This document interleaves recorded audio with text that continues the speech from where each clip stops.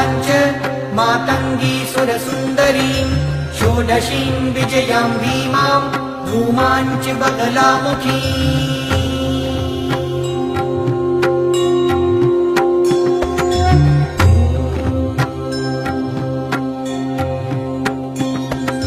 सर्वसिद्धिप्रदां सर्व